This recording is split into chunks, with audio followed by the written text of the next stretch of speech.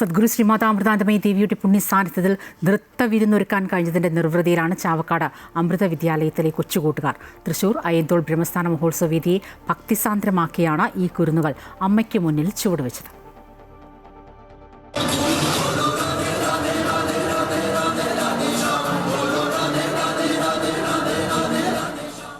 അമ്മയുടെ കാരുണ്യക്കടലിന് മുന്നിൽ പ്രണാമമർപ്പിച്ച ഭക്തിയുടെയും കലയുടെയും ചടുലതാളങ്ങൾ കോർത്തിണക്കുകയായിരുന്നു ഈ കുരുന്നുകൾ.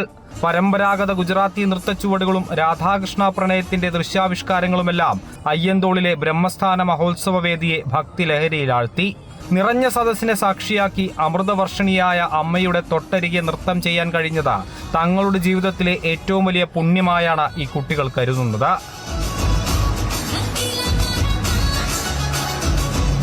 അമ്മയ്ക്ക് മുൻപിൽ നൃത്തം അവതരിപ്പിക്കാൻ മാസങ്ങളായുള്ള കഠിനാധ്വാനത്തിലാണ് ഈ കുരുന്നുകൾ. കുട്ടികളിൽ പലരും ആദ്യമായാണ് അമ്മയെ കാണുന്നതും ദർശനം ലഭിക്കുന്നതും. അമ്മയെ കാണാനും നൃത്തം അവതരിപ്പിക്കാനും കഴിഞ്ഞത് ഇരട്ടി മധുരമാണെന്ന് വിദ്യാർത്ഥിനികൾ പറയുന്നു. ഭയങ്കര സന്തോഷം. ഞാൻ ഇതുവരെ അമ്മനെ കണ്ടിട്ടില്ല. എൻ്റെ ജീവിതത്തിൽ ഏറ്റവും വലിയൊരു ആഗ്രഹമായിരുന്നു അമ്മയുടെ മുൻപിൽ കാണണം എന്നുള്ളൂ. പക്ഷേ ഡാൻസ് കളിക്കാൻ പറ്റിയൊരു ഭഗവാന്റെ അനുഗ്രഹം. 3 ടീമുണ്ട്. ഞങ്ങൾ രാധേനാച്ചെങ്കിൽ, പിന്നെ വേറെ കുട്ടികൾ ഭൂത്പടി, വേറൊരു നീലി ഡാൻസും ഉണ്ട്.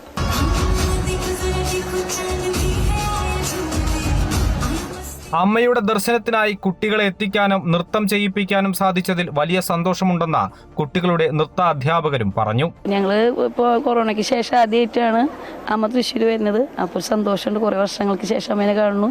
കുട്ടികളായാലും കുറേ വർഷമായിട്ട് കുട്ടികൾ കളിക്കാറില്ല. അപ്പോൾ കളിക്കാൻ കിട്ടിയ ചാൻസ് ഞങ്ങൾക്ക് വളരെ സന്തോഷമായി തോന്നുന്നു. ഞങ്ങൾ സെമി ക്ലാസിക്കൽ പോലെയാണ്, ഒരു ഗുജറാത്തി ഡാൻസ്, പിന്നെ ഒരു സെമി ക്ലാസിക്കലായിട്ട് ഇന്നത്തെ മോഡേൺ ആയിട്ടുള്ളൊരു രാധയും കൃഷ്ണത്തിൻ്റെ ഡാൻസ്, പിന്നെ നീലിനെ കുറിച്ചിട്ടുള്ളൊരു ഡാൻസ്.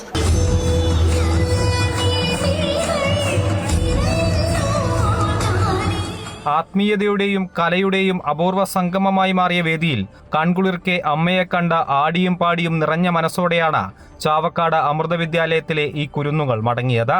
അമൃത ന്യൂസ്, തൃശൂർ.